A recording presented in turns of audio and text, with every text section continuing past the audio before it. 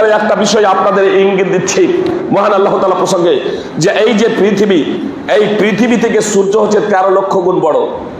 যে সূর্যকে থালার সমান দেখছেন, সেই সূর্যটা হচ্ছে পৃথিবী থেকে 13 লক্ষ গুণ বড়।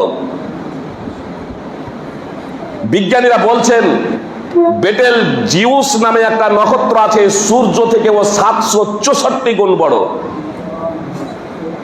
সূর্য হচ্ছে পৃথিবী থেকে 13 লক্ষ গুণ বড়। এটা বিজ্ঞানীদের কথা বলছি। আর সূর্য থেকে ও বেটেল জিউস নামে একটা নক্ষত্র 764 গুণ বড়। বিজ্ঞানীরা বলছেন মহাকাশে অগণিত সূর্য থেকে ও কোটি কোটি গুণ বড় নক্ষত্র রয়েছে।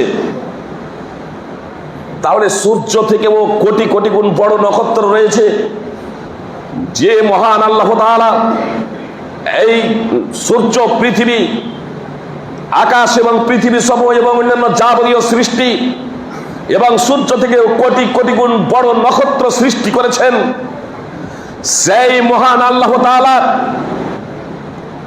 যে কুরসি, সেই কুরসিটা কত বড় জানেন? সূরা আয়াতুল কুরসি অধ্যয়ন করবেন। কুরসির আবিধানিক অর্থ কিন্তু চেয়ার। তাফসীর অধ্যয়ন করবেন। সপ্তখণ্ড আসমান এবং জমিন এবং যাবতীয় সৃষ্টি সবকিছুই কুরসি, সবকিছুকেই কুরসি পরিবেষ্টন করে আছে। কুরসির ভিতরে, কুরসির পেটে সমস্ত কিছু, কুরসি পেটে। আর এই কুরসি মুফাসসিরিনে কিরামের ভাষ্য মতে এই কুরসিটা হলো আল্লাহ তাআলার পায়ের পাতা রাখার জায়গা। কুরসি আলাদা, আরশ আলাদা। আল্লাহ আরশে আরোহণ করেছেন। সেই কুরসিটা যদি সূর্য থেকেও বড়, কোটি কোটি নক্ষত্র, তো যে মহাকাশে এই নক্ষত্রগুলো আছে, সেই মহাকাশ আকাশই কত বড়, 7খানা আকাশ, সেই আকাশই কত বড়, আর পৃথিবী কত বড়, এগুলো যিনি সৃষ্টি করেছেন সেই স্রষ্টা তিনি কত শক্তিশালী। শুধু একটাই